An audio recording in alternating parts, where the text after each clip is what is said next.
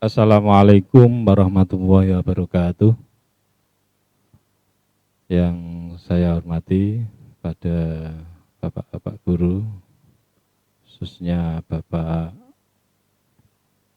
Ustadz Roik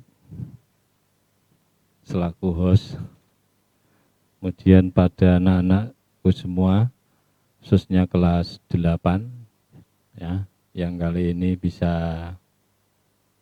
mengikuti daring atau pembelajaran jarak jauh mungkin, yang sampai sekarang ini sudah sampai yang ke-7. Mudah-mudahan pandemi COVID-19 ini cepat berakhir sehingga nanti kita semua bisa belajar di madrasah. Para anak-anak khususnya kelas 8, jadi melanjutkan pembelajaran kita yaitu tentang informatika, bahwa kemarin kita sudah mengenal sedikit tentang yang namanya internet, kemudian juga jaringan intranet. Nah, untuk kali ini kita akan belajar tentang komunikasi data dan jaringan komputer. Apa sih yang namanya komunikasi data dan jaringan komputer itu?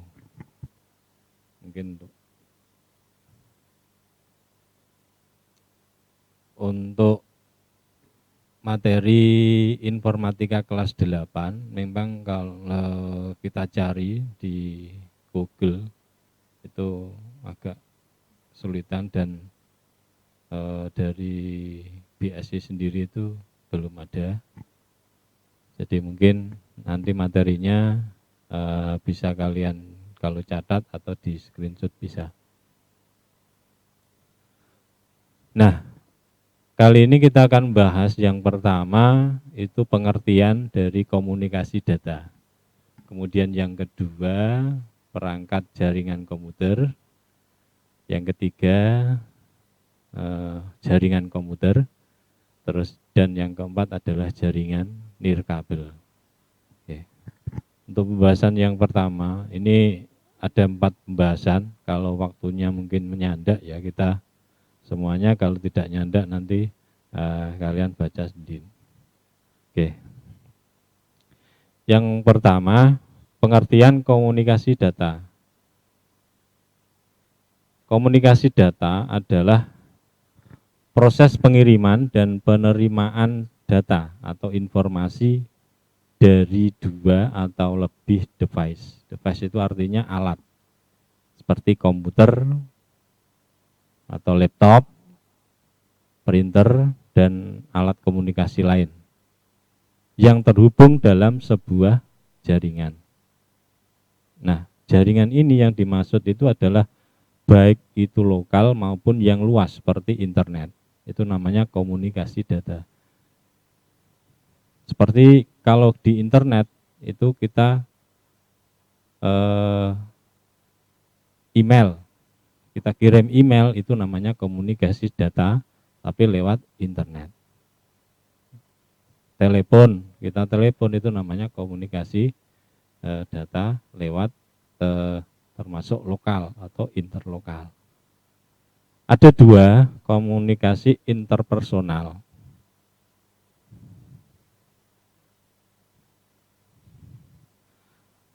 Komunikasi interpersonal di sini itu menunjukkan komunikasi dengan orang lain. Komunikasi jenis ini dibagi menjadi 2, yaitu komunikasi publik dan komunikasi yang kelompok kecil.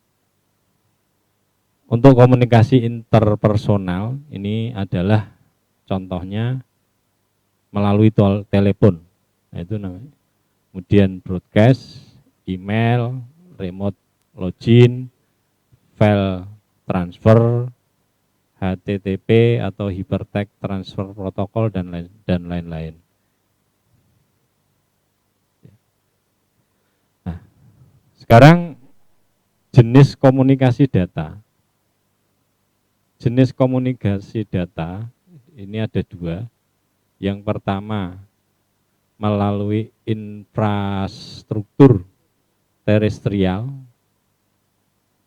Yang kedua itu melalui satelit. Untuk yang pertama melalui infrastruktur terestrial, ini menggunakan media kabel dan nirkabel sebagai aksesnya. Ini beberapa ciri-cirinya seperti itu. Membutuhkan biaya yang tinggi untuk membangun infrastruktur ini. Jadi komunikasi yang jenis ini itu sangat mahal. Terus beberapa layanan yang termasuk terestrial antara lain sambungan data langsung, frame relay, VPN, dan sambungan komunikasi data paket. Ini jenis komunikasi infrastruktur terestrial, termasuk artinya jenis komunikasi ini menggunakan media kabel dan nirkabel sebagai aksesnya. Ini adalah jenis. Kemudian yang kedua melalui satelit. Melalui satelit. Kategorinya seperti ini. Jenis komunikasi yang melalui satelit itu yang seperti apa? Yaitu menggunakan satelit sebagai aksesnya, satelit. Nah, biasanya wilayah yang dicakup akses satelit lebih luas dan mampu menjangkau lokasi yang tidak memungkinkan dibangunnya infrastruktur terestrial, namun membutuhkan waktu yang lama untuk berlangsungnya proses komunikasi. Jadi salah satu kelebihan dari komunikasi, jenis komunikasi melalui satelit ini, wilayah cakupannya ini sangat atau lebih luas dibandingkan dengan infrastruktur. Jadi ketika jangkauan lokasi yang tidak memungkinkan untuk dibangun suatu infrastruktur, ini kita menggunakan satelit. Tapi kelemahannya di sini adalah waktu yang lama berlangsungnya proses komunikasi, dan kelemahan yang lain adalah komunikasi via satelit adalah adanya gangguan yang disebabkan oleh radiasi gelombang matahari, dan yang paling parah terjadi setiap 11 tahun sekali. Ini adalah tipe komunikasi, ada 4, tag. Sekarang tipe komunikasi, tag. Tag itu semacam tulisan, surat, ya, email. Kemudian suara. Suara itu semacam telepon, orari, dan lain sebagainya. Kemudian gambar, video. Artinya semua tipe komunikasi ini tipe data yang dapat disimpan dan diolah oleh pada sebuah komputer dan dapat ditransfer melalui jaringan komputer. Jadi dalam sebuah jaringan komputer ini komunikasi data itu ada 4. Teks, suara, gambar, dan video. Sekarang aplikasi komunikasi data. Ada 7. Yang pertama fax. Fax itu apa? Kalau kalian dulu pernah ada kita di wartel, itu biasanya ada yang menyediakan mesin faksimil. Nah, itu adalah sebuah alat yang biasanya digunakan untuk kirim berkas dalam bentuk berkas. Ketika kita kirim, kemudian berkasnya itu bisa kita cetak melalui mesin faksimil itu. Kemudian yang kedua, akses online sumber informasi. Di sini ada 3, sistem informasi akademik, website kampus, katalog, toko buku, dan lain-lain. Artinya biasanya seperti kampus-kampus yang mempunyai website. Nah, itu termasuk akses online sumber informasi. Atau sistem informasi akademik, atau katalog, toko buku. Ya. Yang ketiga, pengunduhan perangkat lunak. Kemudian yang keempat, email. Email itu elektronik, mail. Surat elektronik. Artinya surat yang dikirim melalui jaringan internet. Kemudian yang kelima, online chatting. Ini biasanya chatting, artinya kita bisa melakukan komunikasi melalui internet dengan cara bertatap muka melalui chatting itu. Kemudian video conference itu semacam video conference, semacam ini ada. Atau yang ketujuh, dan yang ketujuh adalah belanja online. Itu adalah jenis-jenis aplikasi komunikasi data, masih banyak lagi. Kita lanjut pada pembahasan yang kedua, perangkat jaringan komputer. Perangkat jaringan komputer ini kategorinya ada 3. Yang pertama alatnya dulu. Alatnya itu apa saja? Di sini alatnya itu ada PC atau personal komputer, server, atau wireless laptop, atau smartphone. Itu alat. Yang kedua, jenis kabel. Artinya jenis kabel di sini adalah yang menghubungkan antara komputer dengan komputer, antara komputer dengan laptop, atau antar komputer dengan smartphone dan lain sebagainya. Ada 3 jenis kabel di sini. Yang pertama kabel koaksial. Di kabel koaksial itu semacam kabel tembaga. Kemudian kabel tembaga, kabel fiber optik. Yang ketiga adalah alat untuk meneruskan. Artinya di sini alat meneruskan itu adalah router dan switch. Artinya alat yang digunakan untuk meneruskan dari jaringan komputer ke beberapa jaringan komputer lainnya. Itu adalah alat. Ada 2, yaitu router dan switch. Oke.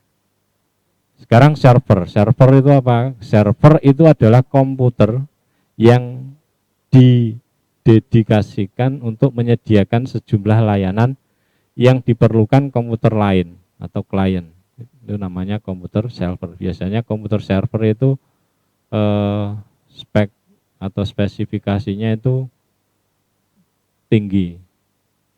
Mulai dari prosesornya, mulai terus memori RAM-nya itu speknya tinggi. Ya. Karena dia digunakan untuk menyediakan layanan atau melayani dari komputer lain, yaitu komputer klien.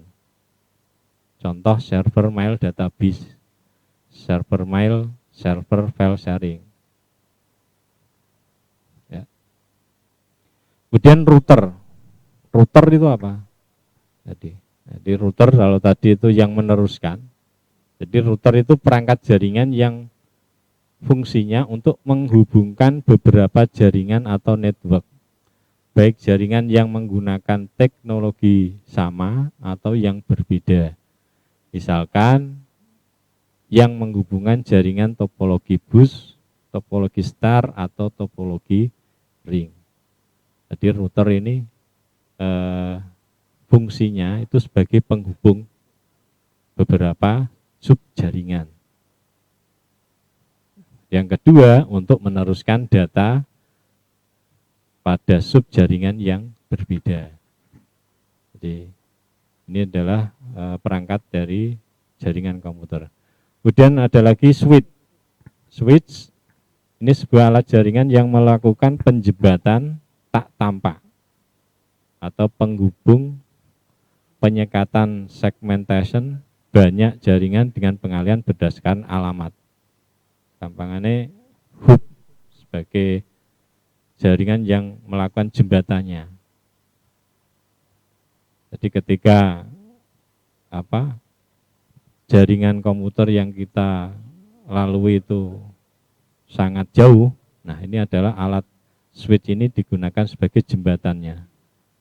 Fungsinya sebagai penghubung beberapa perangkat pada subjaringan yang sama, dan yang kedua untuk meneruskan data pada subjaringan yang sama. Kemudian modem. Modem di sini berasal dari singkatan modulator demodulator. Demodulator itu bagian yang mengubah sinyal informasi ke dalam sinyal pembawa dan siap untuk dikirimkan. Kalau demodulator itu bagian yang memisahkan sinyal informasi yang berisi data atau pesan dari sinyal pembawa yang diterima sehingga informasi tersebut dapat diterima dengan baik. Jadi modem itu termasuk perangkat yang mengubah sinyal digital menjadi analog atau sebaliknya, itu seperti itu.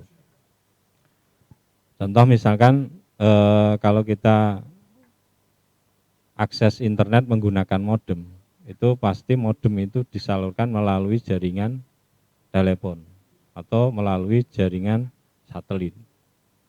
Nah, jadi modem ini fungsinya itu seperti itu, dia mengubah sinyal digital, jadi sinyal informasi,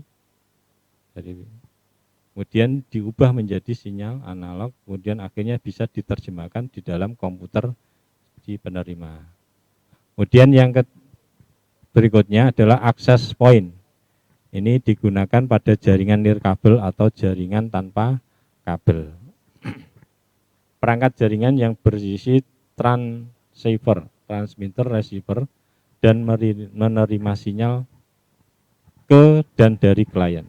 Seringkali berfungsi sebagai router. Jadi access point ini sama dengan router. Bedanya kalau access point ini digunakan hanya pada jaringan nirkabel atau jaringan tanpa kabel. Jaringan komputer masuk pada pembahasan yang ketiga. Yang dimaksud dengan jaringan komputer adalah sebuah sistem yang terdiri dari atau atas komputer-komputer untuk didesain, yang didesain untuk dapat berbagi sumber daya. Baik di sini yang dimaksud sumber daya itu adalah printer atau CPU. Bisa untuk berkomunikasi, artinya bisa dengan pesan, dan dapat mengakses informasi atau peramban web. Jadi jaringan komputer. Nah, sebuah sistem yang terdiri dari sejumlah komputer yang dirancang ini dalam suatu jaringan, ini satu dapat berbagi sumber daya. Jadi dalam jaringan komputer itu ada 3. Yang kedua dapat berkomunikasi, misalkan email, chatting, dan yang keempat dapat mengakses informasi. Nih. Kemudian ini adalah klasifikasi jaringan komputer. Di sini ada 4 klasifikasi. Yang pertama berdasarkan letak geografis, kemudian berdasarkan distribusi sumber informasi, kemudian yang kedua berdasarkan media transmisi data, dan yang keempat peranan komputer, dan yang ketiga adalah berdasarkan topologi jaringan.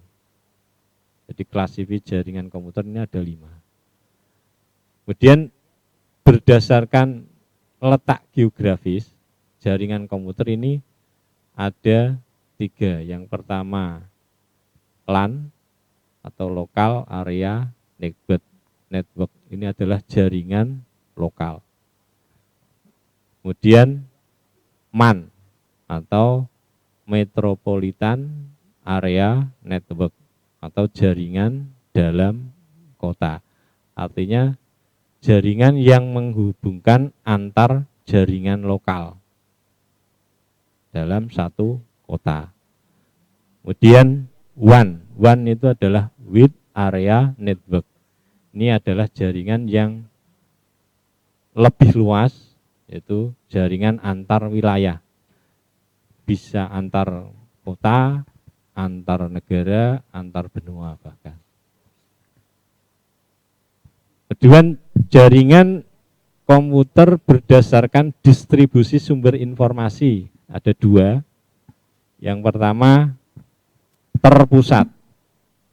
Artinya sumber ini adalah satu komputer server. Jadi komputer servernya hanya satu. Dia berfungsi melayani dari komputer klien.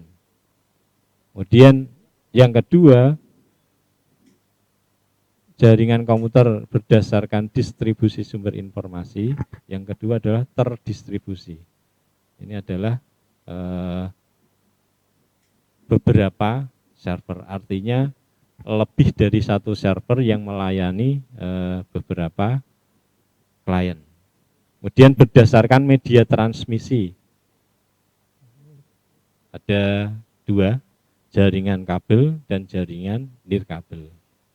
Kalau jaringan kabel itu yang menggunakan kabel jaringan. Kalau jaringan nirkabel ini adalah jaringan yang menggunakan tanpa kabel. Artinya dia menggunakan media yang berupa gelombang elektromagnetik. Dan yang kelima, peranan komputer. Berdasarkan peranan komputer ada dua, klien dan server dan peer-to-peer. Dan kalau yang kelima berdasarkan topologi jaringan ada topologi bus, star, ring, dan tree. Demikian untuk pembahasan jaringan nirkabel atau klasifikasi jaringan. Mungkin dalam pertemuan yang akan datang kita bisa bahas lagi. Dan untuk anak-anak yang mungkin ada yang tanya, silakan. Selanjutnya kami silakan pada Bapak Roik untuk melanjutkan. Terima kasih. Baik, demikian.